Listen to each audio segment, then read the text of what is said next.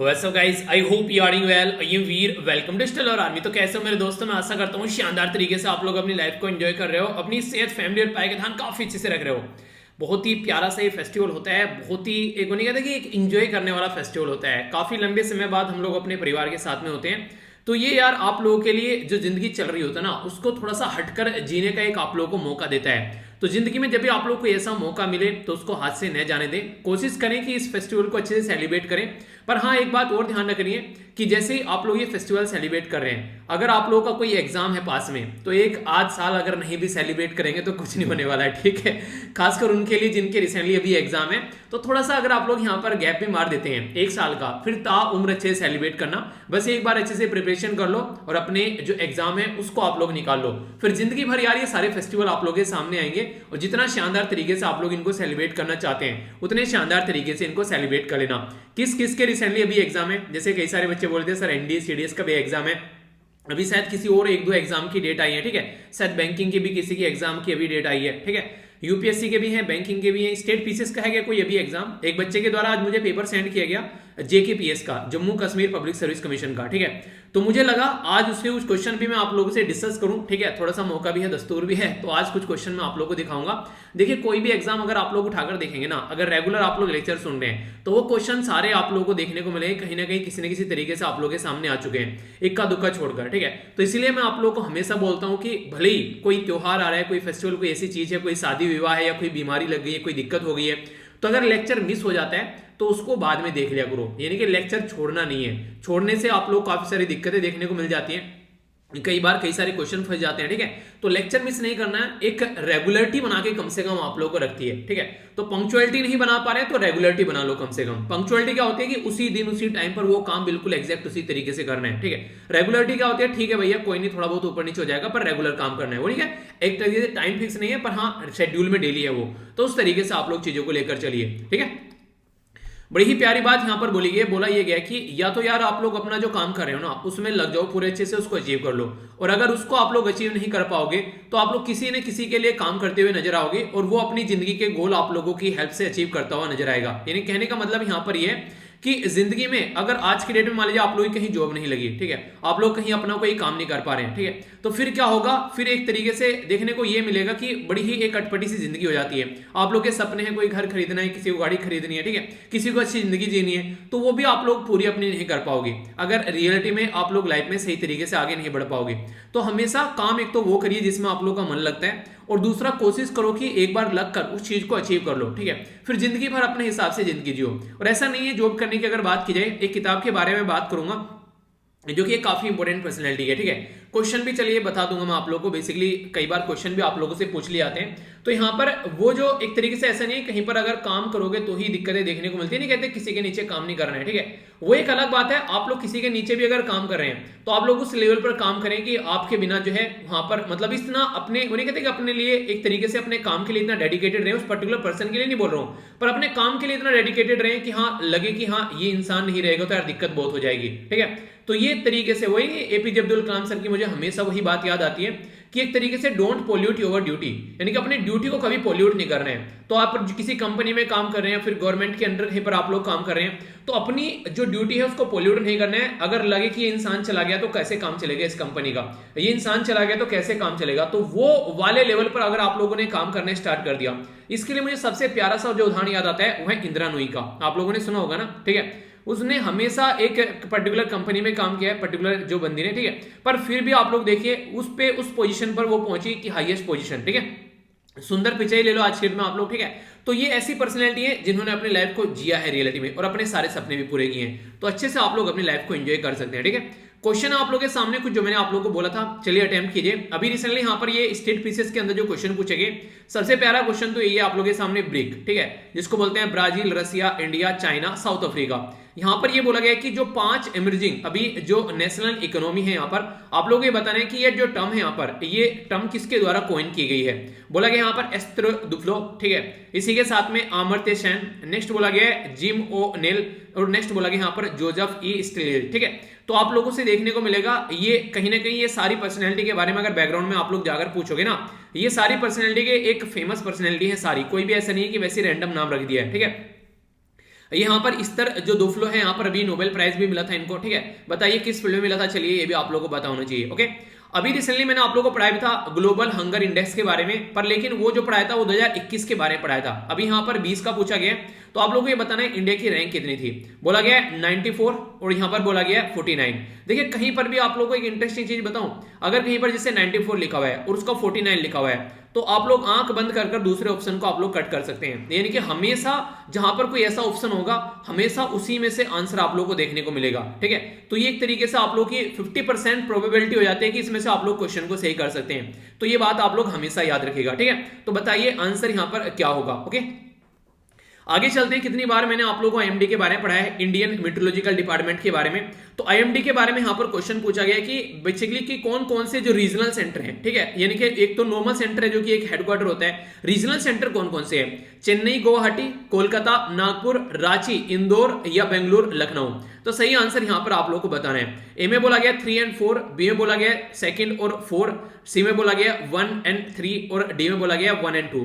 तो सही आंसर क्या होगा, A B C F D. तो ये क्वेश्चन आप लोगों को अटेम्प्ट करना है, ठीक है। नेक्स्ट जो क्वेश्चन है आप लोगों के सामने, यहाँ पर एक किताब है, बेसिकली किताब में बोला गया my life in full work, family and future. यानी कि काम भी है, फैमिली भी है और फ्यूचर भी है। अगर इस तरीके की लाइफ आप लोग एंजॉय कर पाते हैं तो ये एक तरीके की बेस्ट एक आइडियलिस्टिक लाइफ होती है, या फिर आप लोग बोलते हैं बैलेंस डाइट बोलते हैं। तो ये बैलेंस लाइफ आप लोग बोल सकते हैं, जिसमें आप लोग काम जो है उसमें आप लोग टॉप पर है, फैमिली को अपना टाइम दे पा रहे हैं और फ्यूचर के लिए अपने प्रोग्राम भी कर पा रहे हैं, अपनी जिंदगी को सही तरीके से लेकर चल पा रहे हैं। तो अगर इस तरीके से आप लोग चीजों को कर पा रहे हैं तो आप लोग कभी भी अपनी लाइफ में किसी भी मुकाम पर अगर रहेंगे, आप लोग हमेशा अपने आप को एक सही डायरेक्शन में पाएंगे, ठीक है। तो इसके बारे में याद रखना। तो बोला गया यहाँ पर ये किताब जो बेसिकली किससे रिलेटेड है, बोला गया यहाँ पर बेसिकली ये है यहाँ पर सुधा मूर्ति, दूसरा बोला गया यहाँ पर इंदिरा नुई, तीसरा बोला गया यहाँ पर इनका नाम है किरण मुजुमदार सो, ठीक है, और चौथा बोला गया परमेश्वर गोदरेज, ठीक है। तो सही आंसर क्या है यहाँ पर, A B C F D. तो आंसर को अटेम्प्ट कीजिए। और ये एक ऐसी किताब है, खासकर अगर आप लोग टाइम निकालें तो इस किताब को पढ़ सकते हैं। अभी मत पढ़ना, एग्जाम क्लियर करने के बाद में पढ़ना। ये ऐसी चीजें हैं जिनको आप लोग जरूर अपनी लाइफ का पार्ट बनाइए, और खासकर लड़कियों को तो मैं सजेस्ट जरूर करूंगा ये किताब पढ़ने के लिए, ठीक है। तो ये किताब आप लोग जरूर पढ़िएगा। इसका मैंने शायद लिंक भी आप लोगों को प्रोवाइड कराया था, फिर से लिंक प्रोवाइड करा दूंगा वीडियो के नीचे। अगर आप लोगों को टाइम मिलेगा जब भी काफी लाइफ में, ये किताब ऐसी है कि अपने पास रख सकते हैं, या 10-15 मिनट अगर पढ़ भी ले डेली, कोई दिक्कत नहीं है, अगर टाइम निकालकर डेली मोटिवेशन के तरीके से। नेक्स्ट ये क्वेश्चन भी कई बार रिसेंटली पूछे जा चुके हैं, फीफा वर्ल्ड कप मेन जो कैटेगरी में बोला गया है 2022 में, ये आप लोग को कहां पर देखने को मिल रहा है, कतर, स्पेन, जापान या फिर इंग्लैंड। तो सही आंसर क्या है, A B C F D. आप लोग इसका सही आंसर बताइए। फिर से यहां पर देख लीजिए, पहले में 2 क्वेश्चन यहां पर हो गए, ठीक है। एक क्वेश्चन यहां पर आप लोगों को देखने को मिल रहा है, इसमें स्टेटमेंट आप लोगों को पता होना चाहिए, और यहां पर आप लोगों के सामने एक क्वेश्चन है।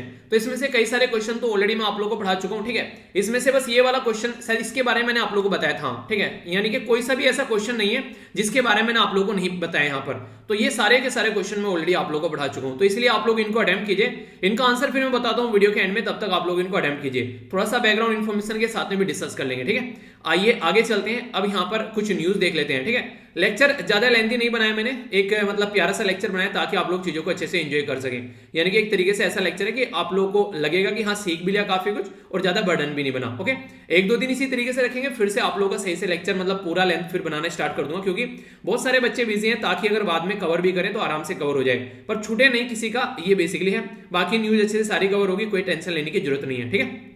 तो आइए सबसे पहले यहां पर जो मैं बात करने वाला हूं, ये जो न्यूज होगी, ये न्यूज कई तरीके से कई डायमेंशन से आप लोगों के लिए इंपॉर्टेंट है, तो थोड़ा ध्यान से सुनना। इस तरीके की न्यूज कई बार क्वेश्चन की फॉर्म में आती है, काफी इंपॉर्टेंट भी है। यहाँ पर अभी क्या किया गया है रिसेंटली, अभी यहाँ पर इंश्योर किया गया कि जो डिसेबल एबिलिटी है, इनकी एक तरीके जो डिसेबल पर्सन है उनको भी इस तरीके से एयरपोर्ट बनाया जाए ताकि वहां पर डिसेबल पर्सन भी जा सके। यानी कि डिसेबल फ्रेंडली एयरपोर्ट बनाने की बात की जा रही है। कुछ दिनों पहले तक हम लोगों ने बात की थी कि एयरपोर्ट वगैरह ऐसा होना चाहिए जहां पर एक ऐसा इंसान भी जा सके, या फिर यहां पर अगर कोई बस सर्विस है वो ऐसी होनी चाहिए जहां पर एक ऐसा इंसान भी चढ़ सके जो कि नॉर्मली एक कोई दिक्कत है शरीर के अंदर में। तो अभी मिनिस्ट्री ऑफ सिविल एविएशन के द्वारा, यानी कि नगरीय उड्डयन जो मंत्रालय है उसके द्वारा अभी इस पर्टिकुलर एरिया में बात की गई है। तो जो ड्राफ्ट ये यहां पर निकाल कर लेकर आए हैं, इसमें बोला गया है right of person with disability rule 2017, जो कि ministry of social justice and empowerment के द्वारा यहां पर बोला था कि फ्रेमवर्क ऐसा होना चाहिए कि एक्सेसिबिलिटी होनी चाहिए, एक ऐसा स्टैंडर्ड तैयार करना है कि जो डिसेबल पर्सन है यहाँ पर जो दिव्यांगन है उसको कोई दिक्कत नहीं देखने को मिले। यानी कि जहां जहां पर भी हम लोग कोई ढांचा बनाना है आज की डेट में देश के अंदर में, तो ऐसा होना चाहिए किसी को दिखता नहीं है उसको भी यहाँ पर दिक्कत ना हो, कोई चल नहीं पाता है उसको भी दिक्कत ना हो, उस तरीके से बनाना है। यानी कि एक तरीके से कोई रिस्ट्रिक्शन नहीं होनी चाहिए। अगर कोई इस तरीके से पर्सन है उसकी लाइफ में, उसको ये लगे कि हाँ मैं भी यहाँ पर इस दुनिया का पार्ट हूँ और इस तरीके से वो अपनी लाइफ को एंजॉय कर सके, तो डिसेबिलिटी जो है उसकी लाइफ में हर्डल न बने। और खासकर डेवलपिंग कंट्री लाइक इंडिया के लिए काफी इंपॉर्टेंट है, जहां पर 2.2% जो इंडियन पॉपुलेशन है, यानी कि टोटल जितनी भी पॉपुलेशन है, अगर मान लीजिए 100 करोड़ अपनी जनता है, ठीक है, तो 100 करोड़ में से सोचिए कम से कम 2 करोड़ या फिर 2.5 करोड़ लोग ऐसे हैं जो कि यहाँ पर कोई ना कोई डिसेबिलिटी से जूझ रहे हैं आज के डेट में। तो इस तरीके से समझ सकते हैं कि कितने सारे लोग यहाँ पर होंगे।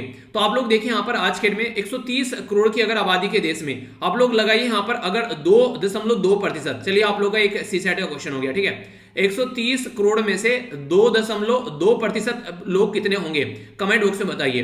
तो इससे आप लोगों को पता चलेगा कितने सारे लोग हैं आज के डेट में कोई ना कोई तरीके की डिसेबिलिटी से जूझ रहे हैं। और ये मैं नहीं बोल रहा हूं, ये बातें आप लोगों को बोली गई है बेसिकली नेशनल स्टैटिस्टिक्स जो ऑफिस है उसके द्वारा, यानी कि एनएसओ के द्वारा। तो एनएसओ क्या करते हैं, यहाँ पर इस तरीके की रिपोर्ट तैयार करता है। तो इस रिपोर्ट में एनएसओ के द्वारा यहाँ पर ये बताई गई कि ऐसा कुछ यहाँ पर देखने को मिलता है, और कहीं लिखने के लिए भी कुछ आता है, तो आप लोग ये पॉइंट वहां पर यूज कर सकते हैं, कितनी पॉपुलेशन हमारी ऐसी है जो इस कैटेगरी में आती है, ठीक है। इशू अगर बात करें, यहां पर कई सारे आप लोगों को डिसेबिलिटी से देखने को मिलेंगे।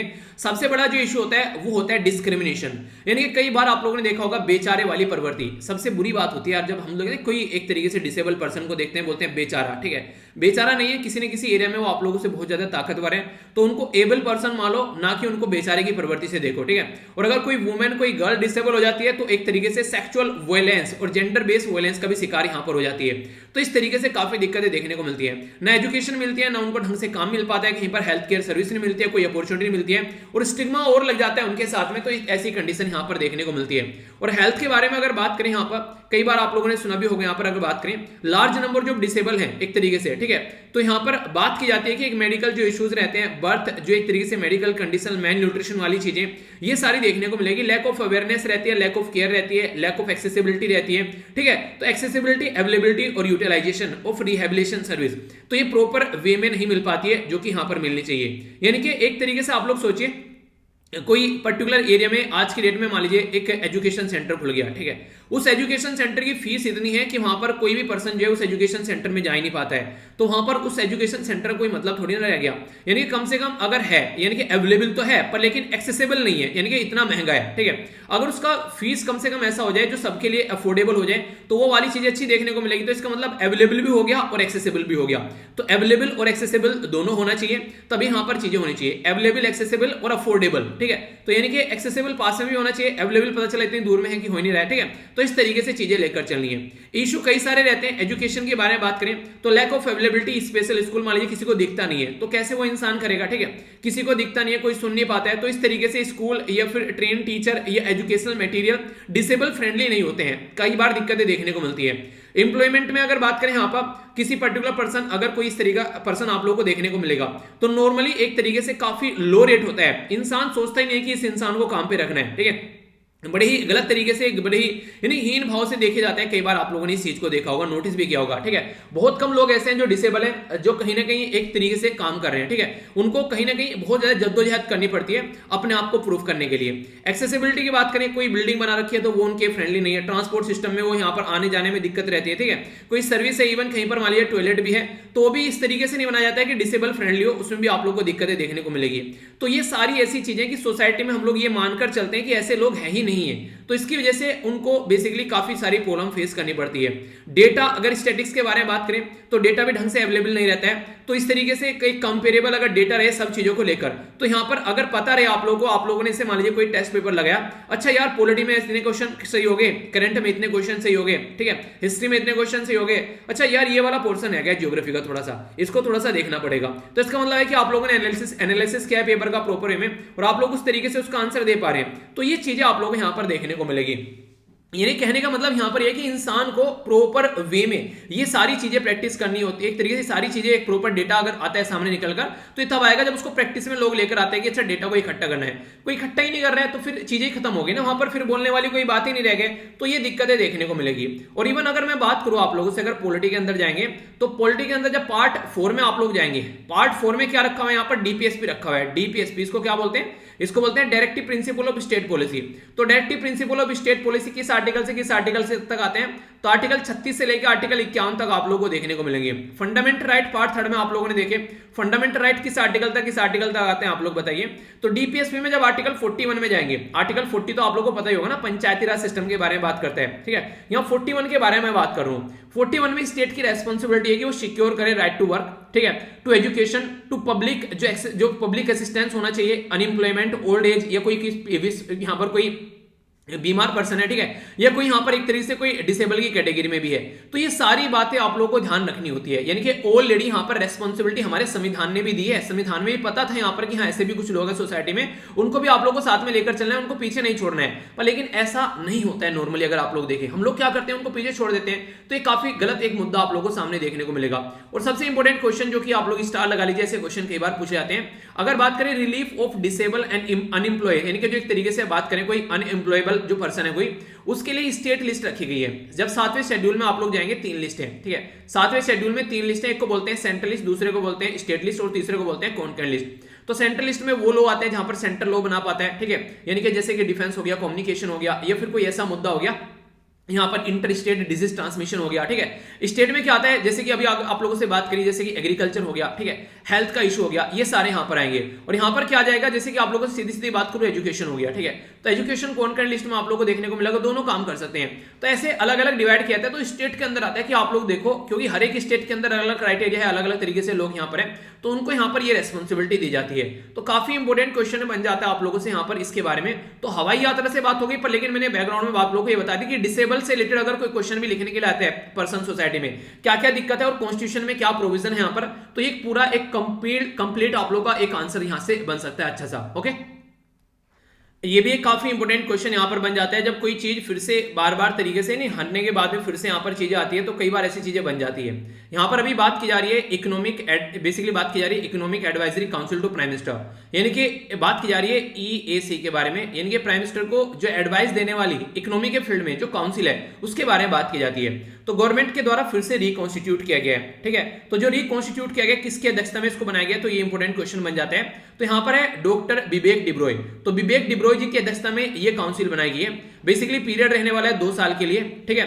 तो यहाँ पर अभी आप लोगों को देखने को मिला, जो यहाँ पर एक तरीके से जो पहला होता वो एंड आया था यहाँ पर जो सितंबर 2021 में। तो यहाँ पर जो इकोनॉमिक एडवाइजरी काउंसिल है एक नॉन कॉन्स्टिट्यूशनल और नॉन स्टैट्यूटरी बॉडी है। मतलब क्या होता है नॉन कॉन्स्टिट्यूशनल नॉन स्टैट्यूटरी का मतलब, यानी कि एक तरीके से ना तो उसको बेसिकली पार्लियामेंट में लॉ पास करके बनाया गया, ठीक है, एक तरीके से इसको बोले नॉन स्टैट्यूटरी, ठीक है। और स्टैट्यूटरी क्या होता है, जिसको पार्लियामेंट में लॉ पास करके बनाते हैं, तो ना तो ये स्टैट्यूटरी है, यानी कि पार्लियामेंट में पास करके नहीं बनाया गया लॉ, और नॉन कॉन्स्टिट्यूशनल ना इसके बारे में संविधान में लिखा हुआ है, ठीक है। तो non statutory non constitutional body होती है, इंडिपेंडेंट बॉडी होती है। प्राइम मिनिस्टर को बेसिकली जो इकोनॉमी से रिलेटेड जो मैटर होता है, ठीक है, स्पेसिफिकली टू प्राइम मिनिस्टर को ये एडवाइस करते हैं, ठीक है, गवर्नमेंट ऑफ इंडिया को या फिर प्राइम मिनिस्टर को बोलिए, एक तरीके से एक ही बात हो जाती है। तो जो काउंसिल है वो सर्व करेगी कि क्या की इश्यूज हैं इकोनॉमी के अंदर में, ठीक है, जो एक तरीके से यहाँ पर एक तरीके से क्या क्या चीजें हो सकती हैं। तो जैसे कई बार इन्फ्लेशन बहुत ज्यादा हो गया, महंगाई हो गई, ठीक है। इसी के साथ में यहाँ पर बात करें तो माइक्रो फाइनेंस के बारे में बात करेंगे, ठीक है, इंडस्ट्रियल आउटपुट कैसा हो सकता है। इसी के साथ में एडमिनिस्ट्रेशन के लिए यहाँ पर लॉजिस्टिक प्लानिंग, बजट के लिए, ठीक है, नीति आयोग एक तरीके से नोडल एजेंसी फॉर द जो इकोनॉमिक एडवाइजरी काउंसिल, ठीक है। तो यानी कि मिलकर एक तरीके से एक ऐसा गठबंधन टाइप का बनाया जाता है जिसमें एक संपूर्ण तरीके से देखा जा सके कहां पर क्या क्या चीजें हम लोग इंप्लीमेंट कर सकते हैं, ठीक है। इनके चीजों को इंप्रूव करने की कोशिश की जाती है ताकि उसका ढंग से एक रिजल्ट निकाल कर लाया जा सके। तो ये काम करती है यहाँ पर ये इकोनॉमिक काउंसिल। इंपॉर्टेंट मुद्दे के यहाँ पर टर्म ऑफ रेफरेंस के बारे में बात करें तो एनालाइज करेगी एनी इश्यूज, एक तरीके से कोई भी अगर इश्यूज है, जैसे कि अगर बात करें इकोनॉमी से रिलेटेड, अदरवाइज या फिर प्राइम मिनिस्टर के इंडिया के द्वारा भी यहाँ पर रेफर कर दिया, तो ऐसा नहीं है कि ये इकोनॉमी के इशू ही देखेंगे। प्राइम मिनिस्टर साहब को लगा कि यार ये इशू भी देख लो आप लोग, ठीक है, इकोनॉमी का नहीं है पर हाँ लगता है कि इसमें आप लोग अच्छा सजेशन दे सकते हैं, तो ये उसके ऊपर भी काम करेंगे। तो ऐसा फिक्स नहीं है, ठीक है, तो ऐसा समझ सकते हैं। इसी के साथ में एड्रेस करेंगे यहाँ पर एक तरीके से मैक्रो इकोनॉमी के बारे में, तो इंपॉर्टेंस एंड जो प्रेजेंट करेंगे जो भी यहाँ पर व्यू रहेगा।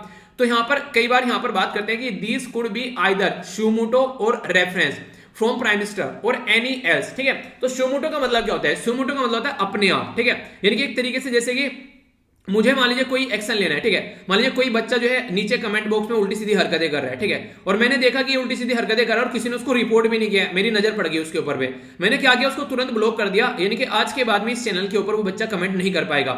या फिर टेलीग्राम में मुझे लगा कोई उल्टी सीधी हरकतें कर रहा है, उल्टी सीधे लिंक पोस्ट कर रहा है आंसर की जगह, ठीक है, या किसी को एक तरीके से डिमोटिवेट कर रहा है, फालतू की बातें लिख रहा है, गाली गलौज कर रहा है, तो किसी ने बोला नहीं कि सर इसको रिपोर्ट कर दो, पर मैंने उसको ब्लॉक कर दिया, तो ये मेरा सुमोटो एक्शन हो गया, यानी कि मैंने देखा कोई ऐसी हरकतें कर रहा है और मैंने एक्शन ले लिया। ऐसे ही यहां पर एनएचआरसी लेता है, नेशनल ह्यूमन राइट कमीशन, आप लोगों ने सुना होगा, ठीक है, तो इसके बारे में याद रखिएगा। ऐसे ही हमारी कंट्री में सुप्रीम कोर्ट और हाई कोर्ट कई बार एक्शन लेते हैं, जब उनको लगता है सोसाइटी में कुछ ऐसी चीजें हो रही हैं, तो वो भी कई बार सुमोटो एक्शन ले लेता है। ऐसा ही एक्शन अभी हम लोगों ने डिस्कस भी किया था कि हमारी कंट्री में जो हमारी कंट्री में नेशनल ग्रीन ट्रिब्यूनल है, ठीक है, एनजीटी जिसको आप लोग बोलते हैं, तो एनजीटी के द्वारा भी बोला गया कि सुमोटो एक्शन ले सकता है अगर इन्वायरमेंट के मैटर में उसको लगता है कोई भी कुछ गलत काम कर रहे हैं इन्वायरमेंट से रिलेटेड, तो वो अपने सुमोटो एक्शन ले लेगा। तो सुमोटो एक्शन लेने का क्या मतलब होगा कि किसी ने उसको बोला नहीं है कि ये काम तुमको करना है, उसने अपनी मर्जी से यहां पर ये काम कर दिया। इसी के साथ में एनी अदर टास्क जो भी यहां पर डिजायर की जाती है prime minister time to time, वो आप लोगों से देखने को मिलेगी। ये दो इंपॉर्टेंट मुद्दे हैं। पीरियोडिक जो रिपोर्ट होती है प्रस्तुत की जाती है, एनुअल इकोनॉमिक जो आउटलुक होता है वो इनके द्वारा प्रस्तुत किया जाता है, और रिव्यू ऑफ इकोनॉमी तो वो भी यहां पर इन्हीं के द्वारा प्रस्तुत किया जाता है। तो ये किससे निकल कर आई, यहां पर ये दोनों यहां पर निकल कर आते हैं इकोनॉमिक एडवाइजरी काउंसिल जो कि प्राइम मिनिस्टर की होती है उससे, ठीक है। तो ये कुछ बेसिक इंफॉर्मेशन है जो कि आप लोग कंफ्यूजन में नहीं आना चाहिए। ओके, आगे चलते हैं। नेक्स्ट जो आर्टिकल है यहां पर ये बात कर रहे हैं एमएसएमई के बारे में, इसको बोलते हैं micro small and medium enterprise, ठीक है। तो इसको ग्रोथ इंजन भी बुलाते हैं, ये बेसिकली इंडिया का, नॉर्मली इनको हिंदी में बोले तो सूक्ष्म लघु और मध्यम उद्योग बोलते हैं। तो इसका जो मंत्रालय है तो उसके बारे में यहां पर बात की जा रही है। तो MSME micro small and medium enterprise, इसके बारे में कुछ मैं आप लोगों से बात करता हूं, क्या क्या चीजें हैं जो आप लोगों को पता होनी चाहिए। एक टाइम ऐसा था कि एमएसएमई के बारे में जब आप लोगों से कोई बात करेगा तो इसका एक पर्टिकुलर क्राइटेरिया होता था कि इसको डिवाइड किया जाता था दो जगह। एक क्या होता था, एक को बोलते थे यहाँ पर बेसिकली मैन्युफैक्चरिंग, और दूसरे को बोलते थे यहाँ पर सर्विस सेक्टर। तो मैन्युफैक्चरिंग और सर्विस सेक्टर अलग अलग डिवाइड किया जाता, पर लेकिन फिलहाल जो नया क्राइटेरिया आया उसमें क्या किया गया, दोनों को मर्ज कर दिया गया, और यहाँ पर एमएसएमई एक ही तरीके से यहाँ पर क्लासिफाइड किया जाता है, उसको बोलते हैं manufacturing enterprise and enterprise rendering service. तो यानी कि एक ही नाम अब यहाँ पर निकाल दिया गया है, पर इस एक नाम को यहाँ पर तीन जगह डिवाइड कर दिया गया है। तो वो तीन जगह क्या है, एक को बोलते हैं यहाँ पर बेसिकली माइक्रो, दूसरे को बोलते हैं यहाँ पर स्मॉल, और तीसरे को यहाँ पर बोलने लगे मीडियम। तो माइक्रो स्मॉल एंड मीडियम यहाँ पर इसको बोलने लगे हैं। अब माइक्रो की कैटेगरी में कौन आएगा, ये क्वेश्चन कई बार पूछा जाता है। तो यहाँ पर बात करते हैं इन्वेस्टमेंट इन प्लांट्स या फिर मशीनरी या फिर इक्विपमेंट, ठीक है। तो नोट मोर देन 1 करोड़ और एनुअल टर्नओवर उसका होना चाहिए नोट मोर देन 5 करोड़, ठीक है। तो यानी कि 1 से लेके 5 करोड़ तक का आप लोग यहाँ पर इसको बोल सकते हैं, यानी कि एक तरीके से यहाँ पर इन्वेस्टमेंट और यहाँ पर टर्नओवर की बात की जा रही है, ठीक है। इसी के साथ में जो स्मॉल के अंदर में आएगा, इसमें यहाँ पर एक तरीके से अगर बात करें इन्वेस्टमेंट की बात करें तो यहाँ पर 10 करोड़ होना चाहिए, ठीक है, यानी कि एक तरीके से 10 करोड़, और या फिर यहाँ पर 50 करोड़ तक का टर्नओवर नोट मोर देन, ठीक है, यहाँ पर ये देखने को मिलेगा। और यहाँ पर 50 करोड़ से लेके आप लोगों को 250 करोड़ तक का देखने को मिलेगा। तो रिसेंटली अभी यहाँ पर ये इसके अंदर चेंजेस लेकर आए गए हैं, यानी कि जो नया अभी सिस्टम आप लोगों को देखने को मिल रहा है एमएसएमई का, वो अभी कुछ ऐसा आप लोगों को यहाँ पर देखने को मिल रहा है। वरना पहले जो एमएसएमई होता था उसको पहले तो दो क्राइटेरिया में वैसे डिवाइड करके रखते थे, यानी कि मैन्युफैक्चरिंग अलग हो गया और सर्विस अलग हो गया, और मैन्युफैक्चरिंग को अलग अलग तरीके से डिसाइड करते थे यहाँ पर, जैसे मैन्युफैक्चरिंग हो गया अप टू 25 लाख, ठीक है, और सर्विस हो गया अप टू द 10 लाख, जब माइक्रो की कैटेगरी में करते हैं, यानी कि 25 लाख तक का मैन्युफैक्चरिंग हो गया और 10 लाख तक का सर्विस हो गया। जब स्मॉल की कैटेगरी में आते थे तो बोलते थे यहाँ पर कि 25 से 5 करोड़ तक का हो गया बेसिकली स्मॉल, और यहाँ पर 10 लाख से हो गया 2 करोड़ तक का सर्विस, ठीक है। मैन्युफैक्चरिंग में 5 से लेके यहाँ पर 10 करोड़ तक का, और यहाँ पर सर्विस में बेसिकली यहाँ पर पहुंच जाता था 2 से लेके 5 करोड़ तक का। तो अलग अलग काफी ज्यादा कंफ्यूजन लोगों को हो जाता था। अब मैन्युफैक्चरिंग और सर्विस को एक जगह इकट्ठा कर दिया इनके द्वारा, और बोलने लगे कि एक ही क्राइटेरिया रखो कि माइक्रो के लिए ये रहेगा, स्मॉल के लिए ये रहेगा और मीडियम के लिए ये रहेगा। तो इनके लिए यहाँ पर 1 से लेके 5 करोड़ और 5 से लेके बेसिकली आगे हो गए यहाँ पर ये आप लोगों को 50 करोड़ के करीब, और फिर यहाँ पर इससे आगे आप लोगों को देखने को मिलेगा।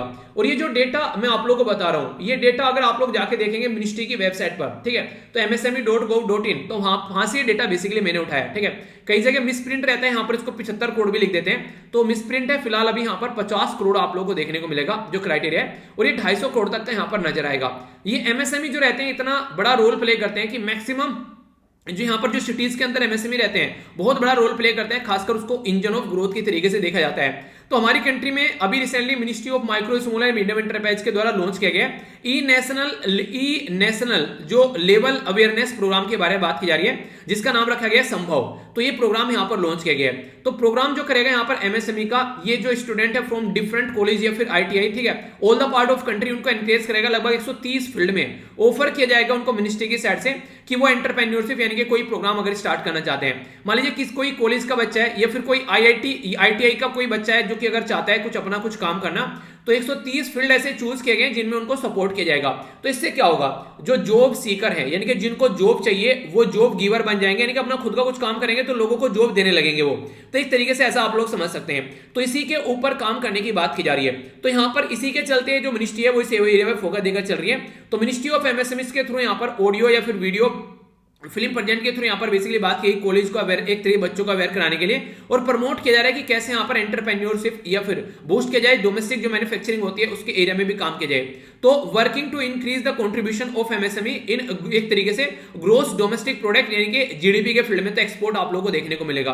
तो इसके चलते काफी इंपॉर्टेंट यहाँ पर हो जाता है। ठीक है, तो इसके बारे में आप लोग याद रखिएगा। ये कुछ बेसिक इंफॉर्मेशन मैंने इसलिए आप लोगों को बता दी क्योंकि कई बार कंफ्यूजन हो जाता है और कई बार क्वेश्चन भी बन जाते हैं। तो इसके बारे में कोई कंफ्यूजन आप लोगों को नहीं होना चाहिए। ठीक है, एक यहां पर बेसिकली बात की जा रही है इंपोर्टेंट जो रिपोर्ट के बारे में। ठीक है, तो यहां पर जो ये रिपोर्ट है ये बेसिकली बात कर रहा है हंगर जो यहां पर हॉटस्पॉट रिपोर्ट के बारे में। तो अगर बात करें हंगर हॉटस्पॉट रिपोर्ट किसके द्वारा प्रस्तुत की जाती है, तो फूड एंड एग्रीकल्चर ऑर्गेनाइजेशन यानी कि FAO कोलैबोरेट करती है यहां पर वर्ल्ड फूड प्रोग्राम के साथ में, और इनके द्वारा यहां पर ये रिपोर्ट प्रस्तुत की जाती है। मेजर जो कंट्री यहां पर जैसे कि इथोपिया हो गया, Madagascar, Sudan, basically south Sudan, ठीक है, नाइजीरिया हो गया, ये यमन हो गया, इन कंट्री की बहुत ही ज्यादा खस्ता हालत आप लोगों को देखने को मिलेगी। ठीक है, तो इसके चलते इनके बारे में याद रखते हैं। और इसी के साथ में की जो फीचर है जो यहाँ पर फूड इनसिक्योरिटी के लिए, तो काफी वायलेंस देखने को मिलेगा, नेचुरल जो हजार्ड्स देखने को मिलेगा, पेंडेमिक शोक आप लोगों को देखने को मिलेगा, पुअर ह्यूमैनिटेरियन जो एक्सेस आप लोगों को यहाँ पर देखने को मिलेगी। यानी कई सारे ऐसे मुद्दे हैं जिनके बारे में यहाँ पर सोचा और समझा जाता है। तो ये बेसिकली ऐसी रिपोर्ट कई बार आप लोगों से एग्जाम की फॉर्म में यानी कि एग्जाम में क्वेश्चन की फॉर्म में पूछ ली जाती है। तो ऐसी रिपोर्ट के बारे में आप लोग आइडिया जरूर रखिएगा। ठीक है, तो अभी यहां पर आप लोगों के सामने क्वेश्चन है, इसके बारे में आप लोग याद रखिएगा। कई बार आप लोगों से क्वेश्चन पूछे भी गए हैं पास्ट में, तो आप लोगों के माइंड में अगर कंफ्यूजन नहीं रहेगा तो आप लोग काफी अच्छे से इन चीजों का आंसर आप लोग दे पाओगे।